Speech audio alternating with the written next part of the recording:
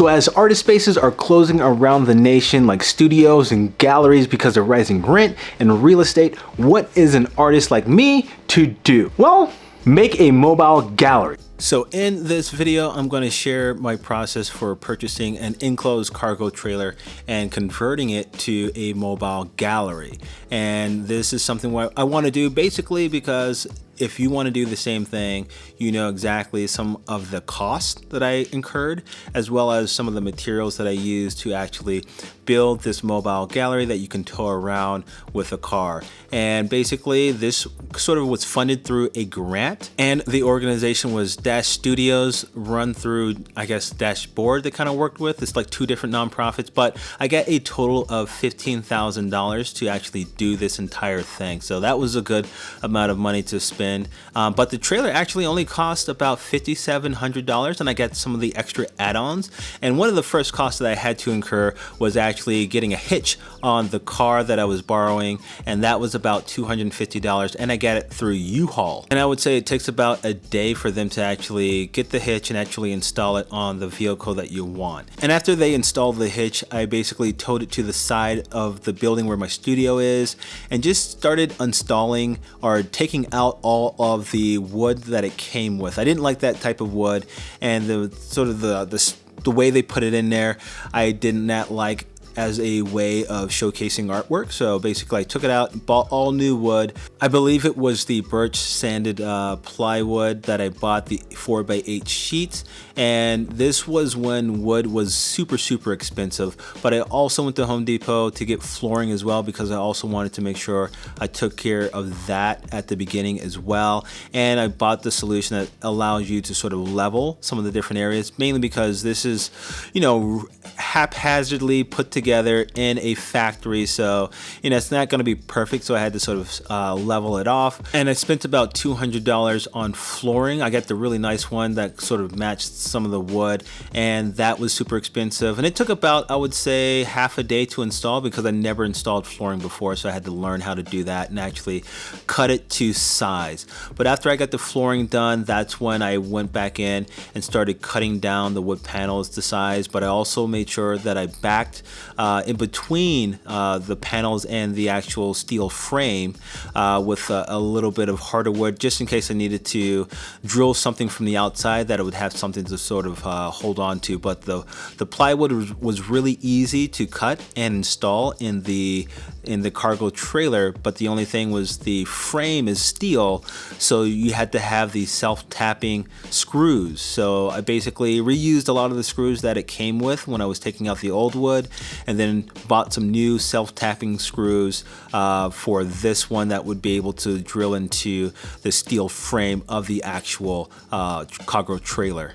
And just a note, trying to drill into the steel frame is very difficult. You have to have a lot of pressure. But like I said, right here, I'm putting in some really thick plywood behind the actual panels that I'm putting up, as well as sound exciters.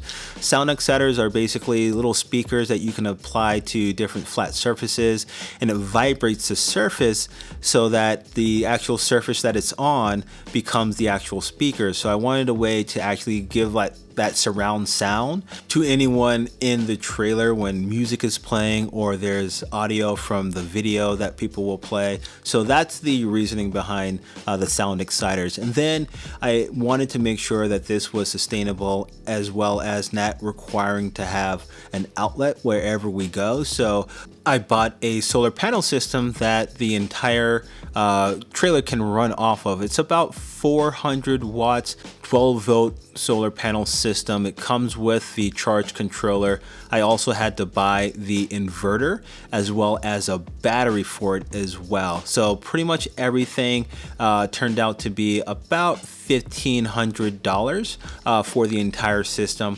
And then I also had to purchase some of these other little components, like the housing for the wires, a couple of fuses that would be extra, and then all the other little things that come with trying to integrate the solar panel system into the trailer. So this is me basically putting together a board where all the electronics will live, and this is basically when the solar panels produce electricity, it will run to the charge controller and then run to the battery and then the inverter where I'm able to hook up all my devices and equipment. But the Rhenology brand comes with an app, so I'm able to actually see how much power is coming in, how much power is going out, the health of the battery as well. So like, okay, what's the power level of the battery? How long do I have if I'm consuming a particular amount of energy from that battery? The entire setup, I actually watched a YouTube video, and this is the one I watched from City Prepping. Basically, I just copied his design in terms of how I kind of hooked up everything, and I went through the video and purchased a lot of the things that he was purchasing just to set it up, and it worked out perfectly to where I was able to basically screw in that entire board to the trailer from my studio. That whole process took about probably 5 days, 6 days, mainly because as I was building it, I also had to purchase some stuff and sort of wait for it in the mail, because a lot of the stuff I just got from Amazon. But after everything was installed, I basically had to make a shelf for the entire sort of controlling system, the electronics, just to make sure that it was out the way it was hidden. So I wanted to actually do that by building a shelf, a cabinet with sliding doors, because I thought that was pretty much the easiest thing to do. So I had to go back to Home Depot, purchase more wood. And for this process, like a lot of the other things that I was doing for the trailer, I actually went to YouTube to learn how to build a shelf, because YouTube is YouTube University. And this tutorial by this individual, Rag and Bone Brown, basically went from step by step on how to make a wood panel shelf that has sliding doors, that is pretty much easy to install. So I took a lot of that knowledge and applied it to this, and basically built a sliding door shelf that was easily able to sort of hide everything that I need. And it was affordable. I think the entire cabinet cost about $150 to actually put together, and I used beeswax to make sure the doors slide really smooth. On a side note, I had my ladder stolen because I think someone knew the combination to the fence or just hopped the fence. So I put out some bait tools, and I actually added air tags to the bait tools so that if they were to steal some of these old tools that don't even work, my friend gave me these from his farm, and I basically put air tags in them just to see if they were stolen, where they would end up, like a pawn shop, things like that. Then I can give the pawn shop some grief. But most of the tools that I used were from Harbor Freight, because I just needed a whole bunch of new tools to actually complete this entire conversion. And Harbor Freight is super affordable. I didn't know how affordable they were, but they are really good. So after I completed hooking up all the solar, I put in the switches and started wiring everything and hiding it behind some of the panels, just to make sure that when you walked in, you weren't inundated with a bunch of wires. And that was a big learning lesson, because cable management is a big part of the electronics and making sure that everything works great. So cable management is something that I think I definitely would focus on a little bit more next time when I'm converting another trailer, because I think I want to do this again. I felt like a carpenter, but put in some of the finishing touches on the edges of the wood, and then started to put in more wood from Home Depot.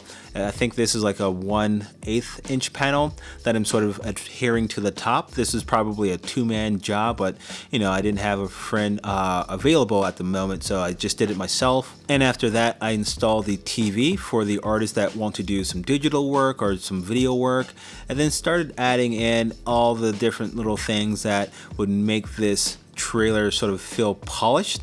So making sure that, like I said, hiding all the wires, making sure they were behind these metal panels, and adding some brackets to the edges of the wood so that you couldn't see the edge of the wood and get splinters or anything like that. So a lot of the stuff, like I said, I get at Home Depot. And once I finished making sure that the inside felt like it was clean and sort of well put together, that's when I could really just focus in on how are people going to hang artwork. So I had like a big space, I had these doors that were available, and basically what I decided on was using a mini rail system that was sort of non-destructive, that you can just install these mini rails at the top and hang art on through a piece of wire, as well as a pegboard system on the doors and partly inside the trailer as well. So for people wanting to not only display craft but also 3D work they wanted to put on the shelf, I basically built a shelving system with the pegboards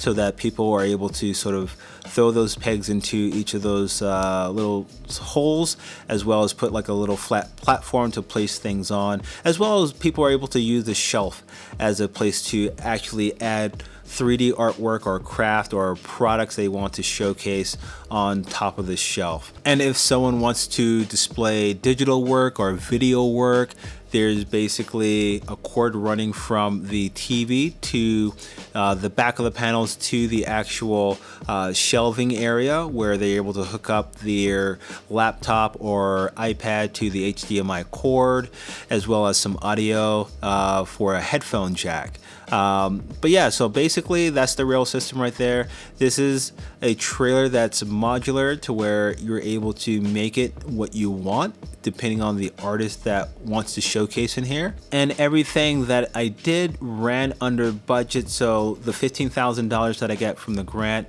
everything fit within that. And I think I was well under, because the most costly part of this was the actual trailer, which was $5,700, and then the solar panel system was about $1,000, and the next costly thing was the battery, because that was about $500, and I didn't mind that because you do not want to skimp on a cheap battery. I got a really good one. And the last thing that I did was get a set of stairs for the trailer so that it's easy for people who are older or just have disabilities, not as mobile, to get in and out of the trailer really easy. I may need another one for the other door because there's two ways to get in and out of the trailer. But yeah, this is how it looks, and hopefully this really helped out. We had our inaugural debut of the trailer. This is the artist that we had coming to curate work from his friends, so he had time to sort of set up everything and basically just set it up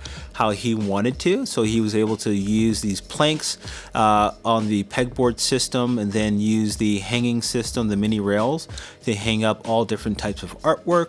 We had pedal stools as well for people to hang artwork on, but this was basically something where I sort of towed it to the area in front of the convention center in Denver, Colorado. You can kind of see that big blue bear if you know what Denver looks like. We have like a big sculpture that's it's like a big blue bear downtown, but that's where we were. So I was able to tow it there and open it up, and then have the curator and artist basically just do what he wants with the trailer. So it was super fun just to see someone else uses this mobile gallery. I will try to have the links of a lot of the things that I bought to a link to Amazon, so that if you want to do the same thing, you can see where I purchased it. Some of the stuff is unavailable as I've been going back doing some research, but you can kind of see what other products are very similar. But that is basically what I want to do, is just share some of that information on how you can do the same if you want to do a mobile gallery like I did. Hopefully you like this video, and I will see you next time. Peace.